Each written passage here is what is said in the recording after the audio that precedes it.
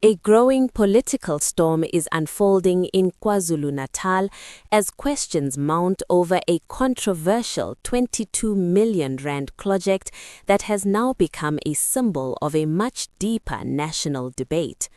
At the center of the controversy are two statues, one of Nelson Mandela and the other of Oliver Tambo, figures widely respected as pillars of South Africa's liberation history.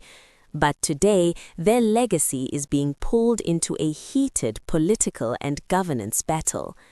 The issue is not the statues themselves, it is the cost, 22 million rand, and more importantly, the timing, because this expenditure comes at a time when the eThekwini municipality is facing severe service delivery challenges. Communities are dealing with water shortages, sewage spills, damaged roads, and growing housing backlogs. In this context, the question being asked is simple: was this the right priority? The controversy has now escalated to the national level after the Department of Cooperative Governance and Traditional Affairs, commonly known as COGTA, confirmed that it does not have the authority to directly investigate or overturn the municipality's decision. This clarification came from Minister Velenkosini Hlabisa, who outlined the legal boundaries of national government intervention. According to Hlabisa, municipalities in South Africa operate with a significant degree of autonomy.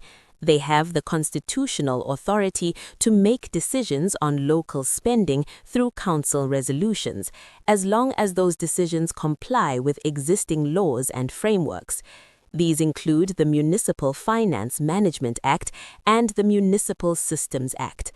In other words, unless there is clear legal non-compliance, national government cannot simply step in and reverse municipal decisions.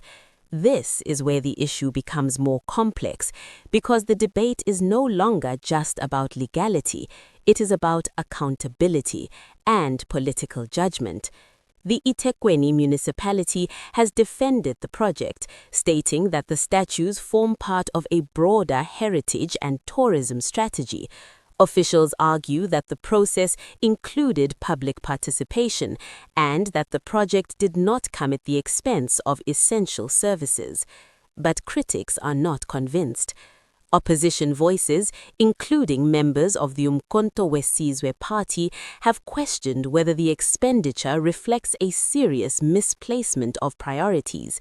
They argue that in a municipality struggling to meet basic service delivery obligations, spending millions on symbolic infrastructure sends the wrong message. At the center of the political pushback is the argument that public funds should first address urgent needs: water, sanitation, housing, infrastructure. These are not abstract concerns, they are daily realities for many residents. And this is why the issue is gaining traction, because it speaks to a broader frustration felt across many parts of South Africa. A frustration about how public money is spent and whether those decisions reflect the needs of the people. The legal explanation provided by Hlabisa adds another layer to the debate. It highlights the limits of national oversight in a system designed to protect local governance autonomy, but it also raises an important question. If national government cannot intervene directly, who ensures accountability when decisions are seen as questionable but not necessarily illegal? This is where mechanisms like audits, public participation processes, and council oversight are supposed to play a role. But critics argue that these mechanisms are not always effective, particularly in cases where political considerations influence decision-making. The controversy also touches on a sensitive issue: the use of historical figures in political and public discourse. Nelson Mandela and Oliver Tambo are not just political leaders, they are symbols of South Africa's struggle for freedom. Their legacy carries deep emotional and national significance, which makes the debate even more complex because criticism of the project is not about the individuals, it is about the context, the timing, and the cost. Analysts say this kind of controversy reflects a broader tension in South African governance, the balance between symbolic nation-building and practical service delivery. Both are important, but when resources are limited, priorities become critical, and that is where political decisions are most closely scrutinized. The timing of this issue is also significant. South Africa is moving toward the 2026 local government elections, a period where service delivery, governance, and accountability are likely to dominate political campaigns. Issues like this are not isolated. They feed into a larger narrative about how municipalities are managed and how effectively they serve their communities.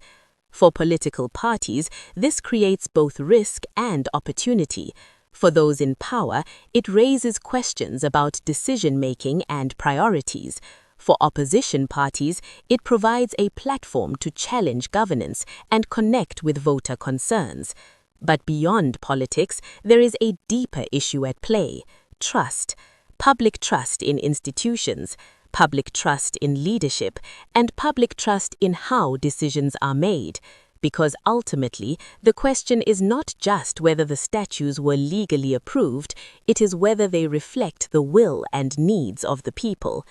As the debate continues, attention will likely shift to what happens next. Will there be further investigations through other channels? Will there be increased scrutiny of municipal spending? And will this issue influence voter sentiment in the lead-up to elections?